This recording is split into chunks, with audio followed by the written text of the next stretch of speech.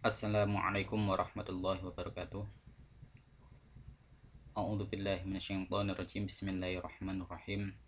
Alhamdulillahilladzi yahdina bi taufiqihi wa hidayatihi. Wa asyhadu an la ilaha illallah wahdahu la syarikalah wa asyhadu anna Muhammadan abduhu wa rasuluhu la nabiyya ba'dah. Amma ba'd.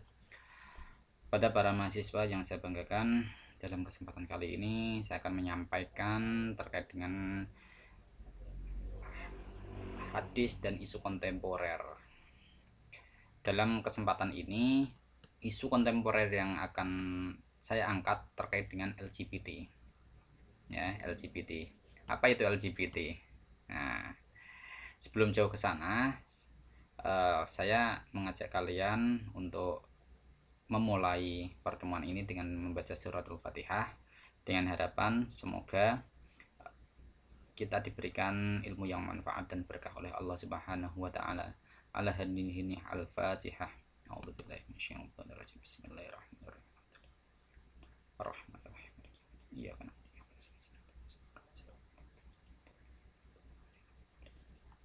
Oke, terima kasih. Dalam membahas terkait dengan hadis dan isu kontemporer, khususnya terkait dengan tema LGBT, maka kita harus mengetahui dulu apa itu LGBT. Nah, jadi jangan sampai kita salah pemahaman. Kita belum tasawur, nah, ya jangan sampai kita belum tasawur langsung tiba-tiba tasdek, entah itu membenarkan atau menyalahkan terkait dengan LGBT. Ya, seperti itu ya. Jadi LGBT itu sebenarnya singkatan dari lesbian, gay, biseksual, and transgender. Fenomena ini sebenarnya bukan menjadi fenomena baru ya. Kalau saya sempat menyebutkan di pertemuan awal itu mengatakan bahwa ini sebenarnya fenomena yang setiap masa itu pasti ada. Jadi bukan menjadi fenomena yang baru. Akan tetapi dalam konteks saat ini fenomena ini memang menjadi sesuatu yang baru karena istilahnya baru. Karena istilahnya baru. Jadi begini, isu ini kan yang paling sering kita dengar itu adalah kasusnya umatnya Nabi Lot, di mana mereka suka melakukan homoseksual, yang begitu. Nah itu. Tetapi dalam konteks saat ini, isu ini juga akan muncul. Bahkan tidak hanya kaum homo, tapi ada yang biseks. Nah, di situ. Nah, sebelumnya kita harus mengetahui dulu apa itu lesbi, gay, biseksual, and transseksual. Seperti itu. Jadi lesbi, gay, biseksual, dan transseksual ini bukan menjadi sesuatu yang kodrati, tapi ini menjadi sesuatu yang akibat dari konstruk sosial. Nah, maksudnya gimana Pak?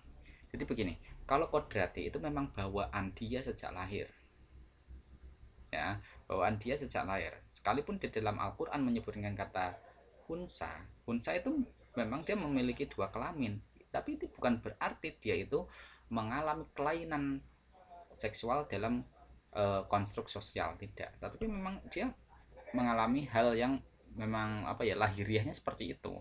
Tetapi dalam konteks LGBT ini karena konstruk sosial, entah itu dia memang suka hidup di lingkungan orang-orang yang suka melakukan hubungan seks sesama jenis ataukah bagaimana. Nah ini yang namanya konstruk sosial, karena sudah sering lama tinggal di situ akhirnya dia mau tidak mau terpengaruh.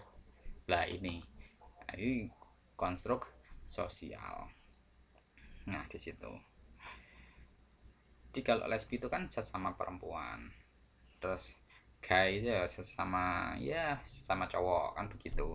Bisek itu dia melakukan apa ya ibaratnya, dia melakukan self seksuality, seksualitas dalam dirinya sendiri, atau transseksual. Itu dia mengalami perubahan seks ya, perubahan alat kelamin, transseksual itu biasanya seperti itu. Nah, ini karena konstruk sosial, bukan karena memang itu bawaan, bukan. Jadi dalam konteks ini dia bukan sebagai khunsa, kan, tapi dia identitasnya tetap akan dinilai apakah dia laki-laki ataukah dia perempuan berdasarkan organ yang aktif. Organ yang aktif seperti itu. Nah, di sini sudah disebut banyak ya, dijelaskan lebih banyak, nanti Anda bisa baca jurnal ini ya. Yang langsung kita sorot saja, apa itu sebenarnya bagaimana sih hadis itu kemudian merespon terkait mereka yang menjadi pelaku dari LGBT ini sendiri. Jadi LGBT ini memang menjadi apa ya, ada kelainan orientasi seksualitas ya. Jadi orientasi seksualitasnya itu berbeda. Jadi biasanya kalau orang itu ketika melakukan hubungan seks itu antara laki-laki dan perempuan, tapi dengan catatan harus menjadi dengan pasangan sahnya, kan begitu. Tapi ini dalam konteks sesama jenis. Perilaku seksualitas juga sama.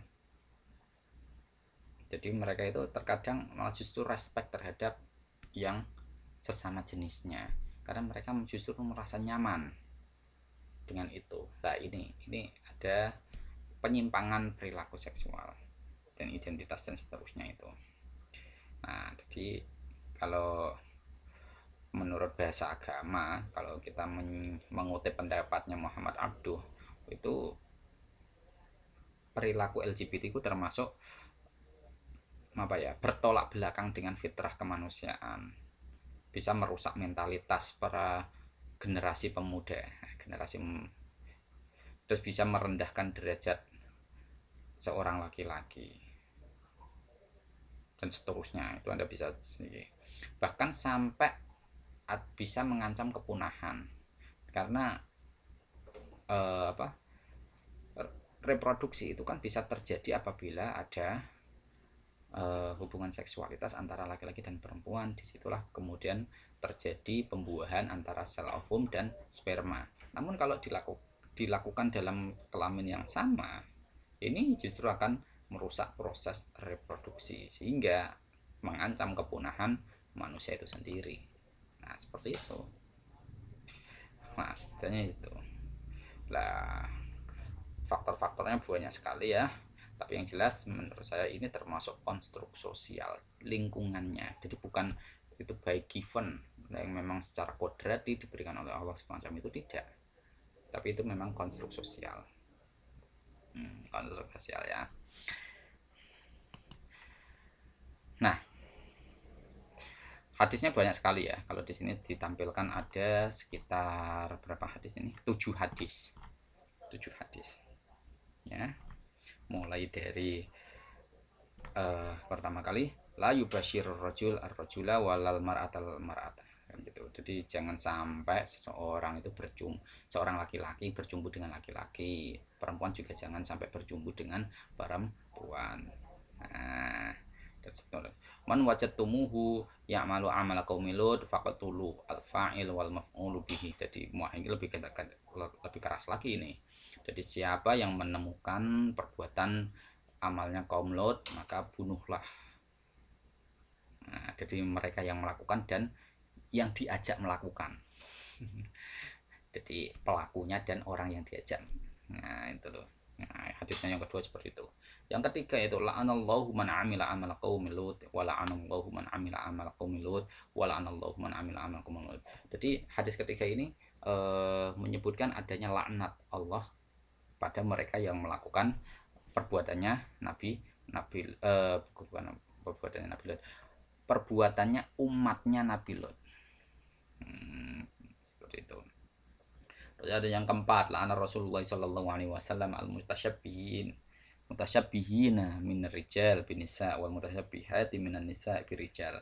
Lah, ini Rasulullah melaknat mereka yang menyerupai bukan ini.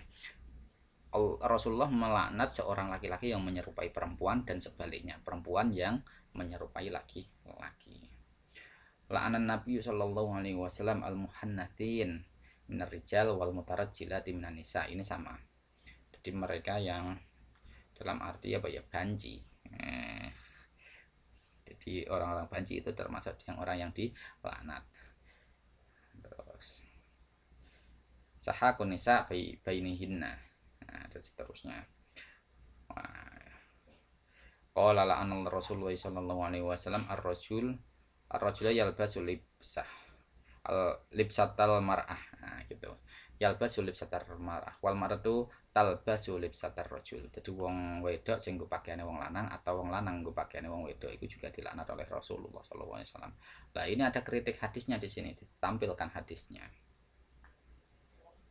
Jadi hadisnya itu termasuk hadis yang memang menurut penulisnya ini perlu dikaji ulang. Perlu dikaji ulang. Di mana ya tadi? Nah, hadis ini dijumpai di Sunan Abu Dawud dan Sahih Ibnu Hibban dan Al-Mustadrak ala Sahihain. Nah, hadis-hadis ini termasuk kategori hadis yang ahad, karena tidak mutawatir ya. Nanti ada penyebutannya di sana. Nah, hadis ini memang perlu dikaji ulang ya. Tapi kualitasnya sahih Pak, sahih, tetap sahih ya. Jadi hadis ini konteksnya itu adalah merespon mereka yang melakukan perbuatan yang persis dengan kaumnya Nabi Lot ya.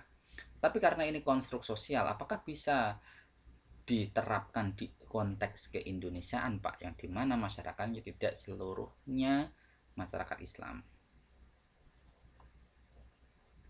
Nah, kita dalam hal ini kita harus benar-benar waspada ya, jangan sampai terjebak pada masalah apakah kemudian Islam membolehkan LGBT atau tidak. Nah, gitu. Jadi kalau kita melihat hadis ini secara tegas, Islam telah menolak LGBT karena itu termasuk fawahish, sesuatu yang apa ya, bisa merusak, kotor dan bisa merusak ya, sesuatu yang bisa apa, yang kotor dan bisa merusak.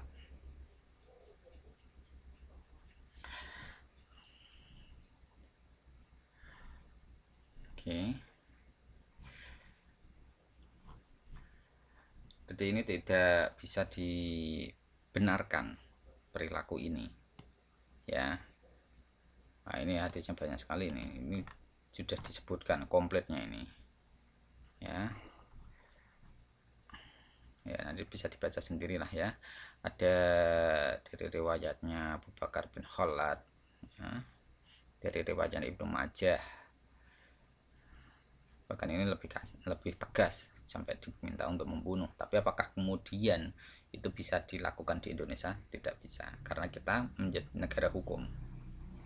Nah, ini ada analisa kontekstualnya ini ya, analisa kontekstualnya. Jadi orang-orang yang mengalami transgender ya, transgender ini memang menjadi problem tersendiri ya. Jadi karena dia memiliki dua kelamin, maka dia harus dipastikan yang aktif mana, bahkan sampai ada yang melakukan operasi untuk mematikan salah satu kelamin dari itu. Nah, ini yang kemudian dilihat, kira-kira yang masih aktif apa. Kalau dia yang masih aktif adalah laki-lakinya, maka dia dihukumi laki-laki. Kalau yang aktif adalah organ perempuannya, maka dia dihukumi sebagai orang yang perempuannya. Nah, pada intinya bahasa agama tetap tidak membenarkan perlakuan LGBT ini. Namun kita selaku orang yang akan selalu berhadapan dengan mereka yang melakukan perbuatan ini bukan berarti kita kemudian bebas untuk melakukan tindakan semena-mena. Bahkan kalau kita mengamalkan hadis tadi diperintahkan untuk membunuh, ini perlu dikaji ulang.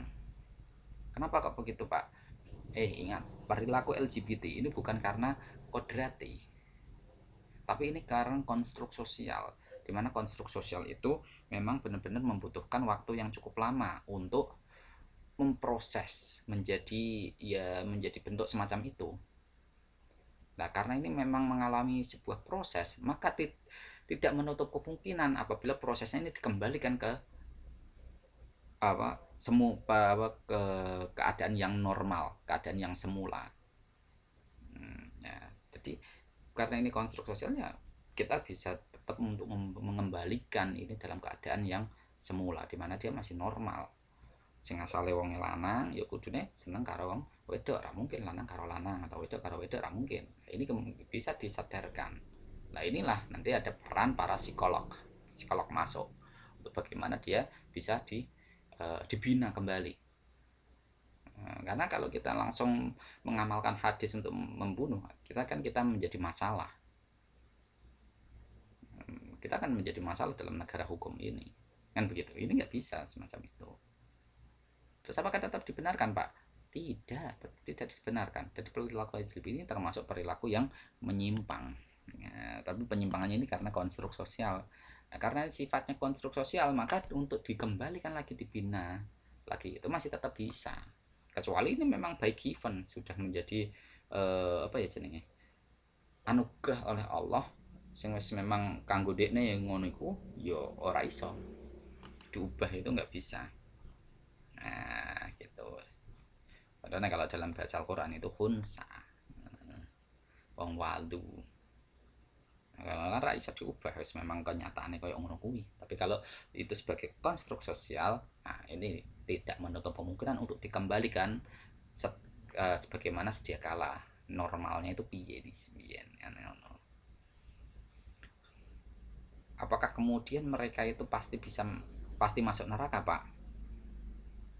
Ya, masalah urusan surga neraka itu hak prerogatif Allah Subhanahu wa taala. Kita tidak bisa mengklaim bahwa dia nanti pasti masuk neraka karena perbuatan LGBT itu. Kenapa kok begitu, Pak? Ini saya tampilkan ada hadis, ini terdapat dari ada di dalam kitab Sahih Bukhari dan juga Sahih Muslim. Hadis yang kedua juga sama dari Sahih Bukhari dan Sahih Muslim, ya. Nah, ini nanti saya kirimkan filenya. Ya. Nah, itu hadisnya berbunyi begini, saya perbesar. Ini kelihatan. Jadi hadis ini diriwayatkan oleh Abu Hurairah. Nah, ini ya, sasut langsung Abu Hurairah. Dia mengatakan, "Ghufira limra'atin mumisatin marrat fi kalbin ala ra'si raqiyal yalhad. Qala kada yaqtuluhul 'atash fanaja'at khuffaha fa usaqathu bi khimariha fanaja'at lahu minal ma' wa ghufira laha bidzalik." Ini menyebutkan ketika dia melihat seorang anjing yang sedang hampir saja mati karena kehausan. Wanita pelacur itu, kan gitu. Tapi karena dia iba dengan seekor anjing. Anjing itu nek nggone fikih kan dianggap sebagai hewan yang memiliki status najis mughaladhah, kan gitu. Wah, ini si wanita iba dengan adanya anjing yang hampir kehausan. Akhirnya dia ngambil khufnya. Kalau dalam sini diartikan sebagai sepatu. Ya, dan penutup kepalanya dia ngambil air, kemudian dari kaos kakinya tadi, kaos kaki, sepatunya tadi, khufnya tadi, dia meminumkan air yang ada di dalamnya kepada anjing. Karena perbuatan inilah kemudian Allah mengampuni dia. Nah, jadi ini menjadi sesuatu yang perbuatan zina itu kan bukan menjadi perbuatan yang given by Allah seperti itu, tidak, tapi ini juga konstruk sosial. Karena ini konstruk sosial, maka dia masih sangat dinamis. Bukan berarti langsung saklek dia ngelakoni ini langsung masuk neraka, enggak. Atau dia melakukan perbuatan baik kemudian dia masih masuk surga, tidak. Karena ini proses sosial, maka dia sangat dinamis, bisa saja berubah-ubah. Nah, kalau dalam bahasa fluktuasi iman yazidu wa yanqus, kan gitu. Al imanu yazidu wa yanqus. Nah, bisa. Dari kasus ini kan seorang pezina saja bisa diampuni oleh Allah karena dia iba terhadap seekor anjing yang kehausan dan kemudian dia memberi minum. Nah, seperti itu. Jadi kita, karena ini proses konstruk sosial ya, maka kita tidak bisa kemudian berspekulasi bahwa dia ngelakoni dosa pasti masuk neraka. Dia ngelakoni apa? Ibadah pasti masuk surga. Bukan, belum bisa seperti itu. Hadis yang kedua juga sama. Riwayatnya Abi Hurairah juga ini. Nah, kali ini bainama rajulun yamsi bi tariqin istadda alaihi al-atas. Fawajada bi'ran fanajala fiha fashariba thumma kharaj. Fa idza qalbun yalhad yaqulu thara min al-atas faqala rajul laqad balagha hadzal qalb min al-atas mithla alladhi kana balagha bi. Fanajala al-bi'ra famala'a khafahu. Summa amsakahu bi fihi. Fasaqal qalb fasakarallahu lahu faghfara lahu. Nah, jadi ini kasusnya, kalau yang tadi diceritakan adalah orang laki-laki, kalau sekarang yang diceritakan adalah orang maaf, balik. Kalau yang tadi diceritakan adalah seorang perempuan pelacur, kalau sekarang adalah seorang laki-laki. Seorang laki-laki yang ya dia itu juga diampuni oleh Allah Subhanahu wa taala karena karena membantu seekor anjing yang hampir mati kehausan. Bahkan anjing itu sudah sering memakan debu karena kehausan. Nah, ini kemudian ditolong oleh dia, ya kemudian dia bisa diampuni oleh Allah Subhanahu wa taala. Nah, jadi perbuatan-perbuatan yang ini memang berawal dari konstruk sosial, maka tidak bisa kemudian kita sikapi hitam putih. Nek nglakoni apik mesti masuk surga, nglakoni elek mesti masuk neraka. Ora iso kaya ngono kuwi. Enggak bisa seperti itu. Karena ini semuanya berangkat dari hak prerogatif Allah. Nah, seperti itu. Jadi ketika kita melihat fenomena LGBT, maka kita jangan kemudian hitam putih, wah, kuwi wong kuwi kotor banget. Enggak. Jangan begitu. Kita masih punya ya kewajiban lah minimal mengingatkan dia, barangkali dia masih bisa kembali kepada jalan yang benar. Apalagi kita hidup di Indonesia di mana ada negara hukum. Jadi kita tidak bisa serta-merta mengamalkan hadis yang tadi la'ana apa maaf saya lupa. Jadi orang yang langsung diminta untuk dibunuh tadi loh.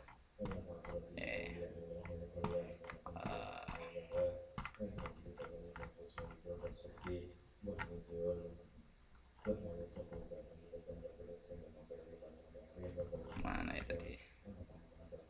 Nah, ini man wajadtumuhu ya'malu amala qaumi lut faqtuluhu al-fa'il wal maf'ulu bih.